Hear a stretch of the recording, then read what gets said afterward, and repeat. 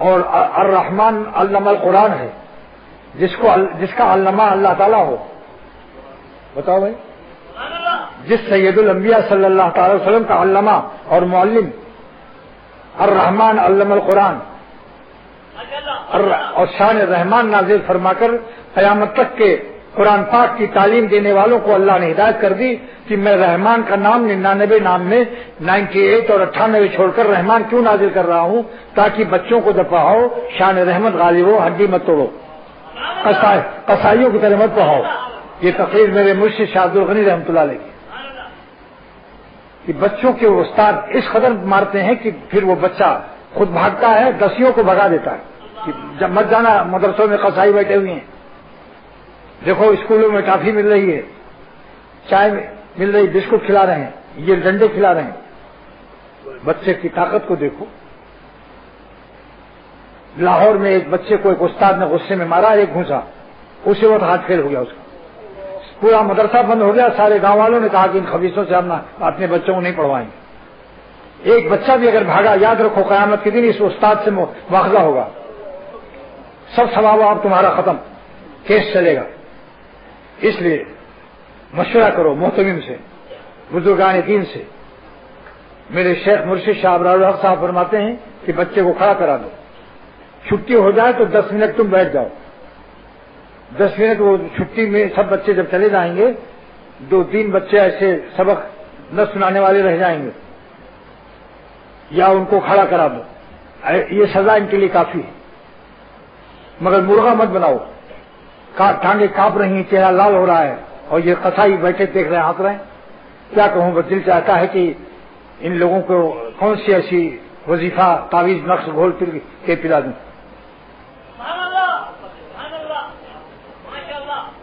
کہ ان کے دل میں رحم آ جائے. ان کے بچے کو اگر اس طرح سے کیا جائے تو پھر دیکھو کیسا ہوتا ہے. یہ اکثر شادی بیاہ نہیں ہوتی اور بال بچے دار بھی نہیں ہوتے. یاد رکھو، ہر بچے کو اپنا بچہ سمجھو، مرغا مت بناؤ. جانور بننے کے لیے نہیں آئیں گے، بس یہی 2 سزا کافی ہے. کھڑا کرا دو، چھٹی ذرا دیر سے کر دو. سبق مشورہ کرو محتمم سے. ماں باپ کو بھی بلا کر اطلاع کرو کہ بھائی یہ سبق یاد نہیں کرتا. اب محمود آباد میں کا ایک لڑکا پڑھ رہا تھا کہیں، استاد نے مارا، پھر ماں باپ نے مارا، بھاگ گیا. وہ شہر کراچی سے بھاگ گیا. اب تعویذیں دبا رہے ہیں. کیوں اتنا مارتے ہو کہ اب تعویذیں مانگ رہے ہو؟ پھر 1 مہینے کے بعد وہ ملتان میں پکڑا گیا اور واپس آیا. اس کا بہت برا نتیجہ ہے. کتنے مدرسے سے لوگ اٹھا لیتے ہیں ان نالائقیوں کی وجہ سے. پیار محبت سے تمہارے اختیار میں نہیں ہے حافظ بنانا، جس کی قسمت میں ہوگا ضرور بن جائے گا. وہ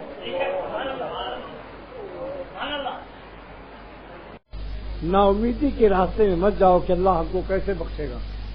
حکیم الامت فرماتے ہیں کہ بعض بے وقوف سالکین اپنے گناہوں کی اہمیت بتا کر صورتاً متواضع ہیں، حقیقتاً متکبر ہیں کہ اپنے گناہوں کو اللہ کی رحمت کے مقابلے میں عظیم تر سمجھتے ہیں.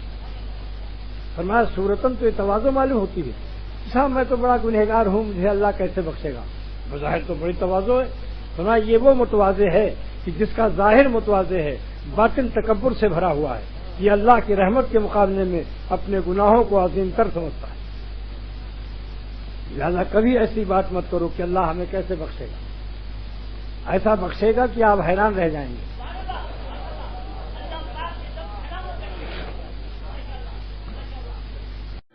اسی لیے وضو کا مسئلہ ہے. جس کو بار بار وضو کا شبہ ہو کہ ٹوٹ گیا، ہوا نکل گئی، تو یہ ایک وسوسہ ہوتا ہے.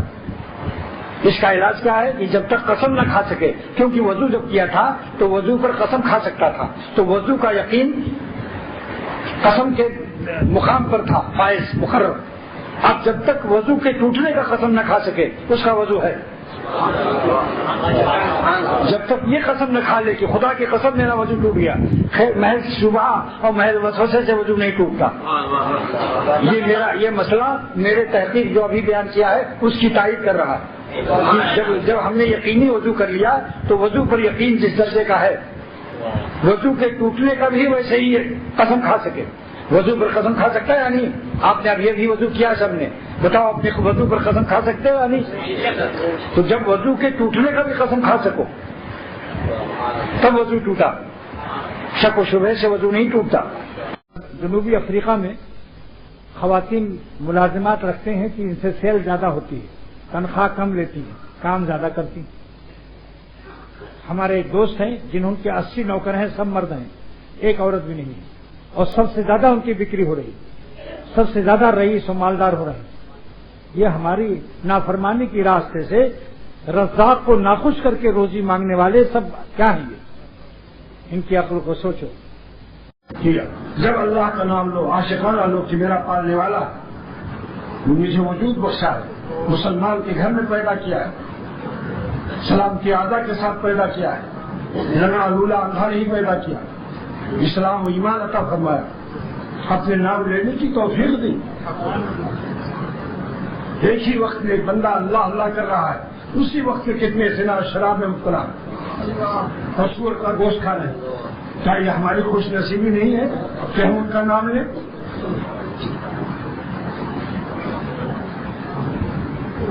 بس اب نمبر 3 تفسیر کیا ہے؟ واللہ خبیر بتحریک الجوارح، اور جب تمہارے اعضاء حرکت میں آ جاتے ہیں، تم خط لکھنے لگتے ہو معشوقوں کو یا اس کی گھڑیوں میں چکر لگاتے ہو، بے ضرورت اس کے ملاقات کی کوششیں کرتے ہو، تو جوارح ہمارے اعضاء، جب تمہارے اعضاء حرکت میں آتے ہیں تو مجھے اس کی بھی خبر ہے، اللہ تعالیٰ فرما رہے ہیں۔ پہلی تفسیر بے اجازت نظر، دوسری بے استعمال سائر الحواس، اور تیسری تفسیر ہے بے تحریک الجوارح، تمہارے اعضاء میں بھی حرکت آ جاتی ہے۔ اور نمبر 4 واللہ خبیر بما یقصدون بذالک، اور اللہ تعالیٰ باخبر ہے تمہاری اس نظر بازی کے آخری منزل سے کہ تم زنا اور بدکاری میں مبتلا ہو جاؤ گے۔ واللہ خبیر بما یقصدون بذالک، اللہ تعالیٰ باخبر ہے کہ جو نظر بازی کا آخری انجام ہے۔ نظر بازی کیوں حرام ہے؟ اور سنو میرا شعر، اردو شعر،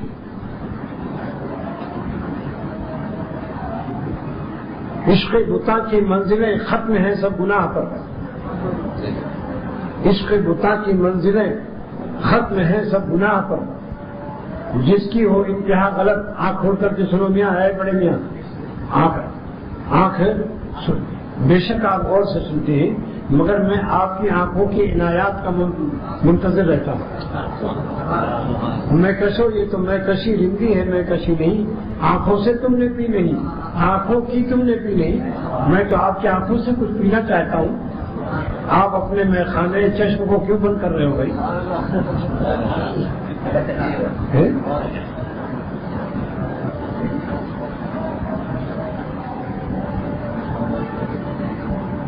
عشق بتا کی منزلیں ختم ہیں سب گناہ پر، جس کی ہو انتہا غلط، جب تک تم کو روٹی نہ دیں تب تم اپنی حلال بھی دیکھنے کے قابل نہ رہو گے،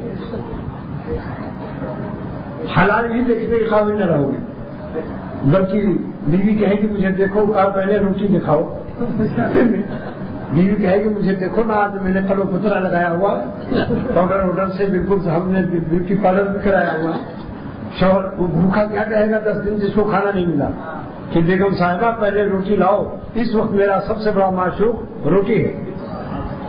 اللہ کی رحمت و غنا اور رزق حلال، خدا کے رزق کھا کر خدا کے لیے خبیث الطبع، بے وفا اور بے غیرت و کمینہ پن سے توبہ کر لو۔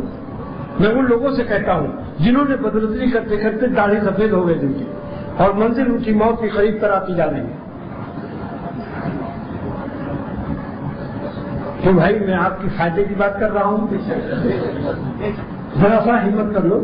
واللہ قسم کھا رہا ہوں مسجد میں، خدا تعالیٰ نے ہم کو ہر گناہ سے بچنے کی ہمت اور طاقت دی ہے، ورنہ خدا ظالم ہو جاتا اگر ہمت نہ دیتا اور طاقت نہ دیتا اور تقویٰ فرض کر دیتا، اور اللہ ظالم نہیں ہو سکتا، اللہ پاک ہے ہر عیب سے۔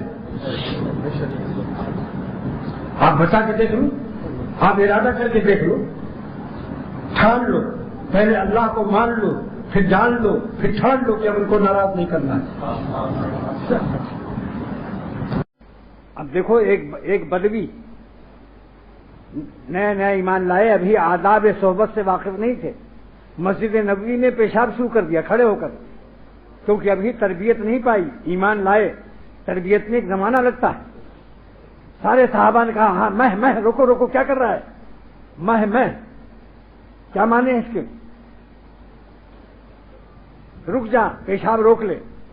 آپ نے فرمایا لا تضرموہ، کیا مطلب؟ لا تقطعوا بولہ، اس کے پیشاب کو کاٹو مت۔ حدیث کے الفاظ کیا ہیں؟ لا تضرموہ۔ لاؤ، آج بڑے بڑے اہل لغت اس لفظ سے حیران ہو جائیں گے، لغت دیکھتے رہ جائیں گے۔ جس نے مکتب کا منہ نہیں دیکھا، اللہ تعالیٰ کا سفیر ہے، وہ سرکاری زبان بولتا ہے۔ لا تضرموہ، کیا ترجمہ کیا محدثین نے؟ لا تقطعوا بولہ، اس کا پیشاب مت روکو۔ آپ نے فرمایا اس کو فارغ ہو جانے دو۔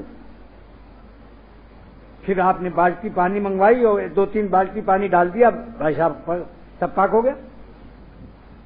محدثین کہتے ہیں کہ اگر وہ پیشاب کی حالت میں دوڑا دیا جاتا کہ ہاں کیا کر رہے ہو، تو ساری مسجد نبوی میں ترائی کر دیتا۔ ایک انگریز ظالم کہتا ہے کہ یہ مسلمانوں کے پیغمبر کی عقل کا کمال اس حدیث میں ہے، اور میں ان کے کمال عقل کو تسلیم کرتا ہوں، مگر حسد کی وجہ سے ایمان نہیں لاتے۔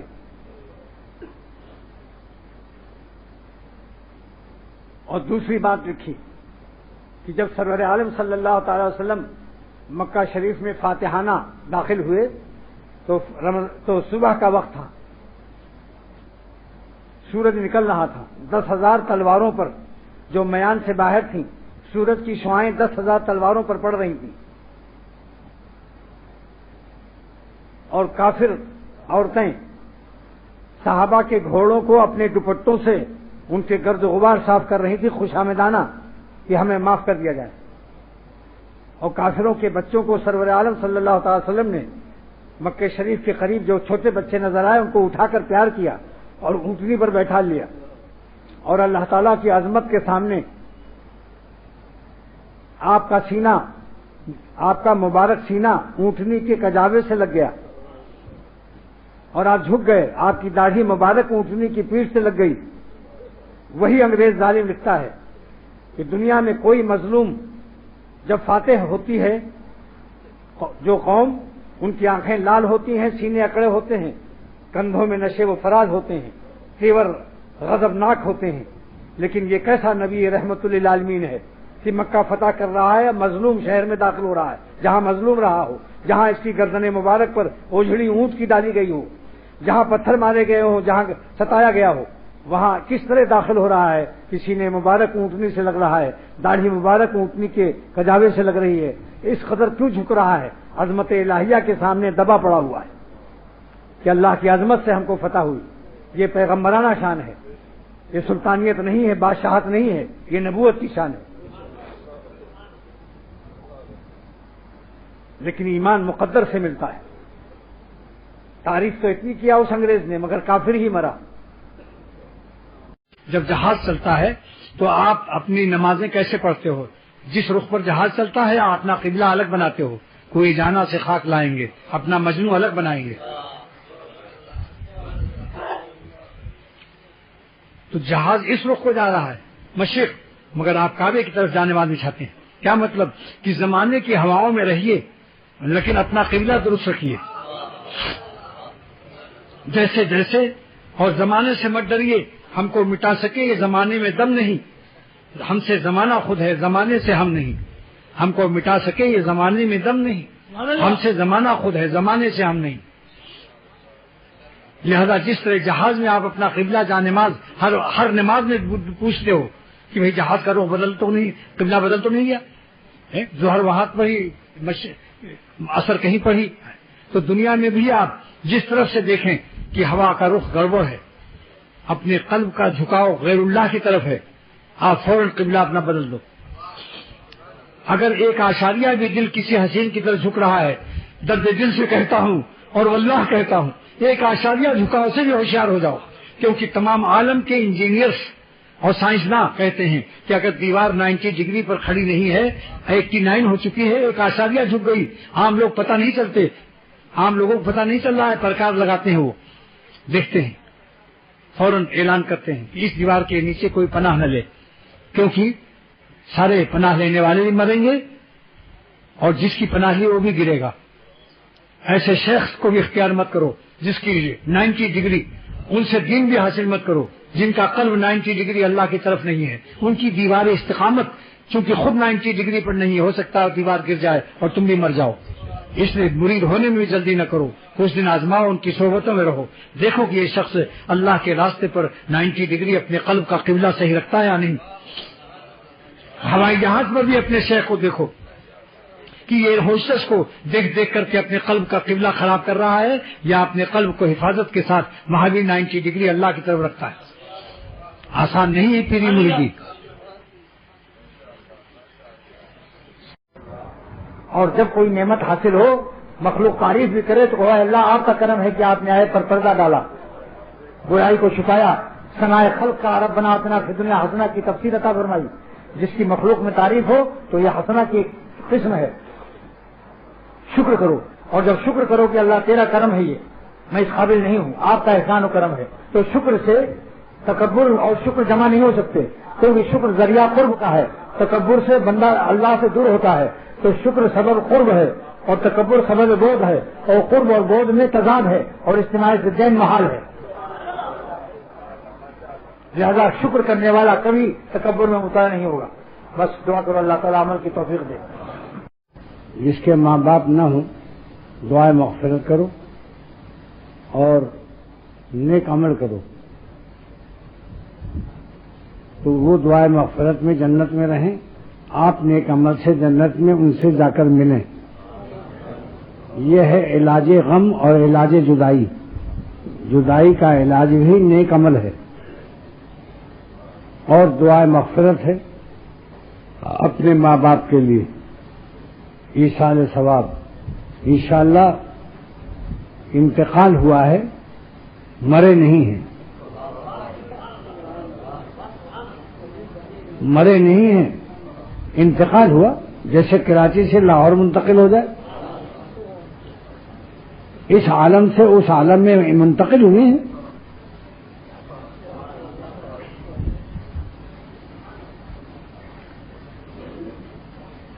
لہذا وطن اصلی کا جو لوگ گئے ایک دن ہم لوگ بھی جائیں گے وہیں، اسی لیے حضرت مظہر جان جانا رحمۃ اللہ علیہ کا جب انتقال ہوا تو ان کو پتہ چل گیا انداز سے، تو ایک شعر اپنی ڈائری میں لکھ دیا تاکہ بعد والوں کو پریشانی نہ ہو۔ وہ کیا شعر ہے؟ لوگ کہتے ہیں کہ مظہر مر گیا، حضرت نام تھا مظہر جان جانا رحمۃ اللہ علیہ، لوگ کہتے ہیں کہ مظہر مر گیا اور مظہر در حقیقت گھر گیا۔ ہم تو اپنے گھر جا رہے ہیں، ہمارا تو گھر وہی ہے۔ اللہ کے سے عشق حاصل کرو، اللہ تعالیٰ کی محبت تو ایسی مزیدار موت آئے گی کہ آپ شاداں و فرحاں مسکراتے ہی ہوئے جائیں گے۔ بعض اولیاء اللہ کے مسکرانے کا اثر روح نکلنے کے بعد بھی تھا، ان کے ہونٹوں پر مسکراہٹ روح نکلنے کے بعد باقی رہ گئی، کیونکہ روح نکلتے وقت مسکرائے تو وہ مسکراہٹ باقی رہ گئی اور روح چلی گئی، کیونکہ ان کو یقین ہے کہ میں اپنے مولا کے پاس جا رہا ہوں۔